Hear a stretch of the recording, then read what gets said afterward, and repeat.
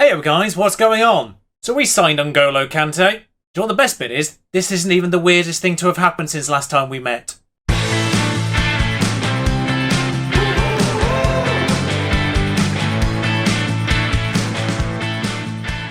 Look, there is actually a reason for this. Yes, he's 36. Yes, his acceleration is 8. Yes, his pace is 6. Yes, his strength is 4. But those mentals you can't disagree with. Also 19 tackling. We've ended up selling Wilson now rather than letting him go on a free at the end of the year because, let's be honest, £800,000 is better than £0.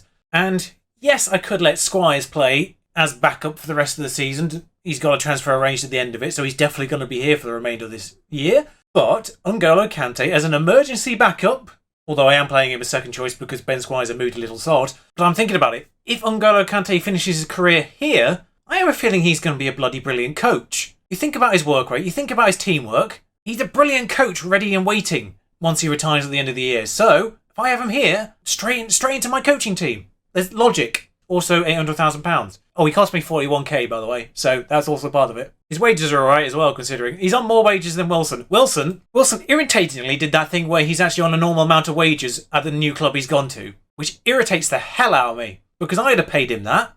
But before I go into the weird and wonderful news of everything else that's happened in between, I just want to bring you this page and ask you the question, who do you think is going to be signing of the season at the end of the year? 14 goals, 12 assists, 7.53, 8 Player of the Match awards. Now you might be wondering, 2 red cards. But Charlie, I've not seen any red cards so far this year. We'll get to that. Also, that's the table. The table this year is absolutely fascinating by how average everyone else is. Now Liverpool have played an extra game here, so we can go ahead of them if we beat Man City. Of course, last time, before we played the Wolves match, Everton and Arsenal were 2nd and 3rd. And then because we played the match, went ahead of them. They're now 5th and 6th, which shows you how volatile this top 8, let's be honest, this top 8 is. West Ham has slipped right out of it, by the way. Great start, but they've ruined it. But realistically, between Man City in 8th and 2nd being Liverpool here, anything can happen for the rest of this year. Man United have won it. I'm conceding the title to Man United at this stage, because unless they have a complete and utter collapse, they're fine. Also, the bottom end is weirdly separated as well. It's an incredibly baffling year. Speaking of baffling, right, first game called up. Took us extra time to beat Newcastle. I can't even say this is how we finally broke Newcastle because it wasn't really a dominant match either. But new signing, goalkeeper there, Musso, making a complete hash of it, and Seri scores. And then came Bournemouth, which was the obligatory insanity match that happens every year at some point. Shaunang got sent off, justifiable. I saw that one. Then we scored. And then Foreman was sent off. Not justifiable. It starts with a throw-in on this side, actually. It works its way across eventually. But there's Chalk. There's Krau. There's Blas. All lovely, nice short names, easy to pronounce. But Krau gives it over there eventually. There he is. Juninho. And there's Foreman. Just tracking him. Oh, he's walked into him. Red. 3 matches that was worth. Just walking into a player. And then Bradley Saxton got a 94th minute equaliser after they scored 2 goals against our 9 men. Because Bournemouth are rubbish this year for some reason. Then a 4-0 happened because it was about time we had a dominant win, I suppose. Also tight contest, 1 goal separating them, 2-0 efficient wins there. 4-0, yeah, so Seri, Escobar getting 2, and Madeira with a penalty. Well, I want to show you the second Escobar goal in this Brighton one because it was another nonsense. But, well, I'm trying to click on it here and, well, the game just freaks out basically and doesn't show me it. Yeah, so we've had some weird moments so far, and now we get to play Man City and... oh, the Swansea match has gone in between this. I'll just bring you the result of the Swansea match and show you the Everton one. But Diego Simeone's Man City now, first and foremost. And, well, not only have we had insane results, we've also had a bevy of injuries. Coffey's out, Velasquez is out, Foreman and Shaw are suspended from the league. Maxence is injured as well, which is great, which means the only non-injured, non-suspended player is Ben Squires. And even then, Ethan Laird's taken a knock. What? I've got 1 fullback left. So we're in the annoying situation where we have very few players left available to us. Saxton will take the left-hand side, Dutra of course in goal, Courage and Rick in the middle. Medina's going to play it right back. Also, welcome Jimmy Boyd to the first team bench. He's not good, but I just need someone just in case something happens at right back. He's a centre-back by nature, but it's the best we've got. We've got no good right backs coming through. Just yet, anyway. Lentas, Anchorman, Grimes, Seri, Madeira, Ebersbach and Escobar up front. Now, Foreman was doing alright on that left-hand side, but thankfully Madeira, of course, scored that penalty last match, so hopefully that's done his confidence, ability, whatever it needs to be fixed there, the world of good, so he can continue and kick on and play this match to the same kind of standard. Ebersbach scored recently as well, which is good. Only taken to bloody February, but maybe we've actually got our inside forwards back again. Jimmy Boyd gets a number. Oh, Manchester City have signed Hal Felix, by the way, because their team didn't need to get any more ridiculous. Or they've also signed Tanoko, who was a player I was tracking for quite a while. He ended up going to a big club and didn't want to come to us, basically. So, understandable. But he has come good, so at least my instincts were right on that one. You, not so much, Ebersbach, but, you know, win some, lose some. In fairness, I thought Medina might be his level eventually, but not quite. Premier League, but not quite. Medina would not fit into this Man City team, that's for sure. Right, Man City not in bad form either at this point. Obviously, not had a great patch at some stage of the season, probably when we beat them. Here we go then. Now, a win, worth noting, does take us back second again. We can see there, Southampton has scored earlier on and they've moved into fourth straight away from being outside of the European spaces entirely at the start of today's play. So it's an incredibly tight situation up here, and I know I'm part of it, but I'm equally, oh my god, what's happened here? I'm equally fascinated by what's happening with everyone else. Escobar, well, how have you met? So, oh my god, I don't have words for what I've just seen. Are we about to score? No, I was going to say, we're about to score from a resulting free kick or something. We've just hit the post twice. Open goal. We've hit the post twice with what was a sort of vaguely open goal. I mean, we're injuring them left, right and centre, which is helpful, but just Sergio keeps... It was missing anyway, I think, but Sergio keeps that one out. I don't know how I'm going to come back from that one. Like, I've just expended all my hype in the first 2 seconds of this game that I've seen. Anyway, the injured player is going to run rings round us because apparently injuries mean absolutely sod all in this game. Felix has been nabbed by Medina. Oh, he's about to be sent off? No. Good. I think this just resulted from another set piece, so I'm not sure how much I should give this. There we are, way over. Well, 0-0. Thrilling. Dominant. Certainly say we're not doing badly at all. I'm not going to say I'm unhappy because the performance has been reasonable, apart from the magnet they've put in the post. I mean, Escobar should have done better with the first shot, but then the resulting 2 shots that came after that, I have no excuses for.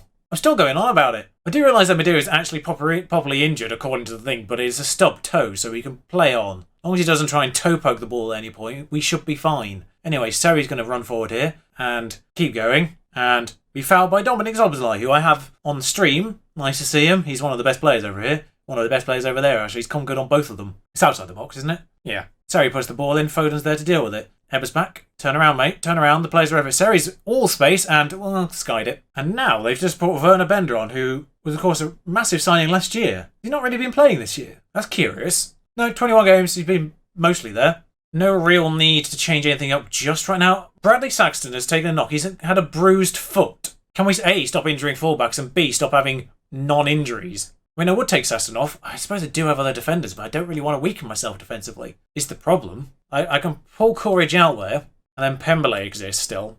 But I have to get him on. I have to get Saxton off because he wasn't going to get any better than 67%. And I'm not sure what's worse really against Manchester City. A weakened central defence or a knackered left back. And maybe if someone just went towards Bender, this wouldn't have happened. What was that? Defensively, what was this? What are you doing, Medina? Go towards the player who's actually running with the ball. Sterling's covered by the other defender, possibly. Alonso comes on from Madeira. And Escobar, 6.4. Medina was only good for 75, but he's going to have to play the entire thing. Anything team? Anything at all? No? Right, so we're in a weird position where we've been slightly FM'd by Man City, but not massively so. What was that? There's a reason why you don't play Medina. What have I just seen there?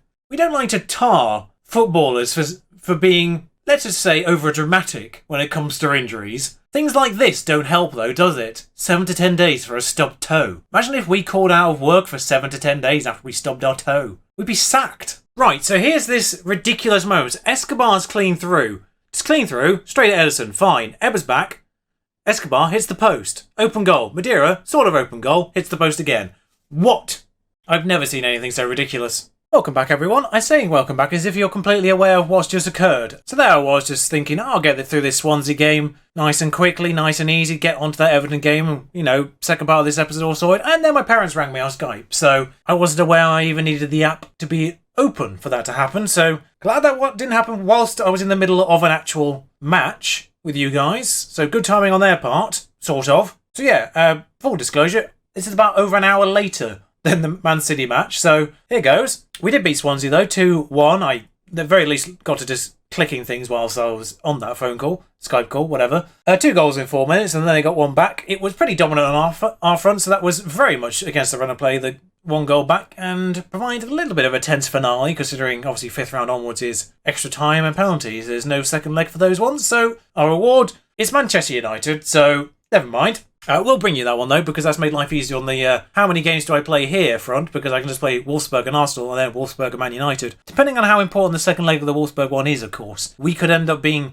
annihilated by them in the first leg or vice versa, and then the second leg doesn't really become that important anymore. So Man United will feature with one of these two either side of them on Friday, Arsenal and Wolfsburg tomorrow, but now, finally, for me, Everton. I mean, obviously I love my parents, and I don't get to see them right now because of everything that's going on, so it was nice, but very unexpected. Ah, bless them. Anyway, the good news is the majority of people are back though for this one, so whilst I've also been reunited by my parents virtually, I've also been virtually reunited with players. Kante needs to be on the bench. Because there was a lot of rotation against Swansea, I just did the automatic, please pick my side for this one, assistant manager. But of course he hasn't sorted out the bench quite as I would like. Actually, the rest of the bench is actually how I probably want it. Just going to get rid of the goalkeeper for Madeira. He's not 81%, he's not fit, he's just come back from injury. But if he's required, he is the only remaining person to take over Alonso Ebersbach's place, as things stand, because Foreman's up front. So obviously I can bring Foreman back and bring Alois Silva on. Should have mentioned Escobar's taken a multi-week injury, so he is out of that Wolfsburg match, that Arsenal match, and the Man United match, so he's only missing the important ones. Don't worry. Can't catch a break on the injury front. Oh yeah, of course, we did just play Medina there for 2 games. So the good news is, though, Shao Nan's 3-match suspension is over, along with Foreman's, of course, because the Swansea match counted, apparently. Also, why is Medina in there? Rick, stupid assistant. Strictly speaking, Medina overall is a better player, but Rick's a better ball player, so... And Medina was at fault for that Man City goal, so you can see how much difference that makes as well on that right-hand side there. Dutra in goal, Saxton, Coleridge, Rick, Shaw, Lentas, Grimes and Seri. Alonso and Ebersbach and Foreman up front for this one. Right, Foreman's done alright from that left-hand side, so I'm hoping he can take that good form, man, into this match. I do apologise for that one. I instantly hated myself as soon as it came out. We're away at Goodison. Obviously, they're doing quite well at this point, so we will start this one balanced. No attacking mentality for this one just yet. Obviously, if we go down, we'll just do as much as we can. So whilst the FA Cup kind of messed up my plans for today's episode, it does kind of resolve the rest of the week, thankfully.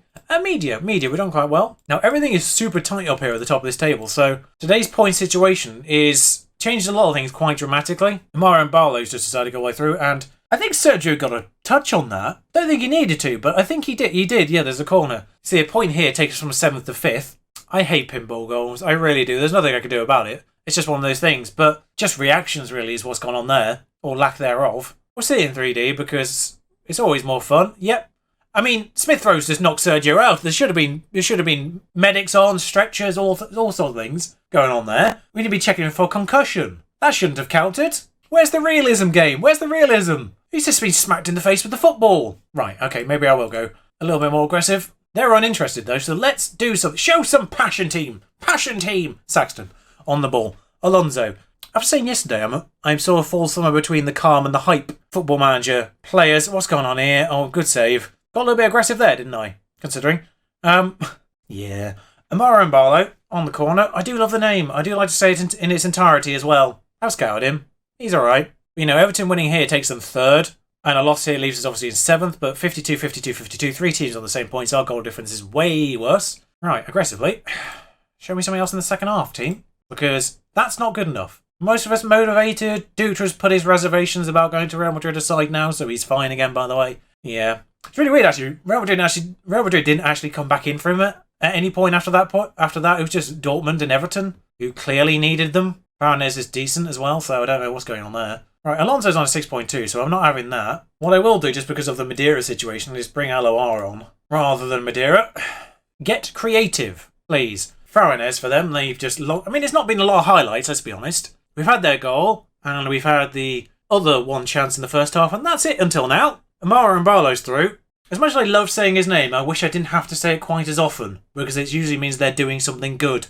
Here he is on the ball again, Nilton. Back to Amara Mbalo. Can't not say it in its entirety. Just get the ball off them for pity's sake. Tackle them! Grimes is on the ball now. I don't know why I said that angrily. That's our player. Seri. Still Seri. Not... Ooh, got away with that one, Seri. Shaw's on the ball, though. He's gone everywhere. For God's sake. Work ball into the box doesn't mean get it within 2 inches and then hit the ball. That's not what that means, Shao. Ebersbach's basically useless as well at this stage, so I don't have anyone for that side. Madeire's left foot is rubbish, isn't it? Yeah, weak. Winger. This is not the match for the wingers to be completely absent in. Laird in the usual. I've just done the usual 3, haven't I? Just, again, the same substitutions most matches. Just get something out of this game, team! Okay, well, they had slightly the better of it. 1-0. Dull game.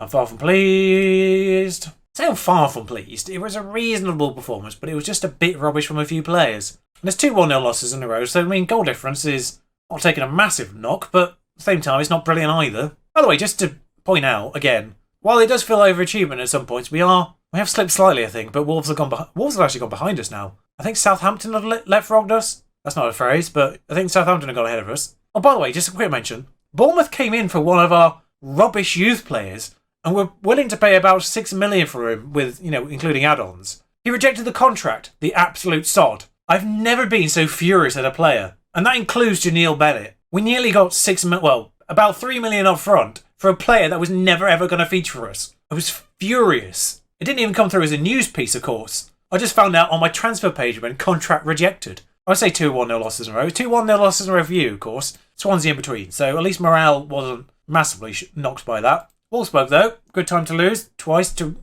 people around us. They're in a similar position to us in their division, basically. Worth mentioning, real quick. They're 4th in the Bundesliga. 5th is their prediction, so similar kind of ballpark-ish, really, maybe.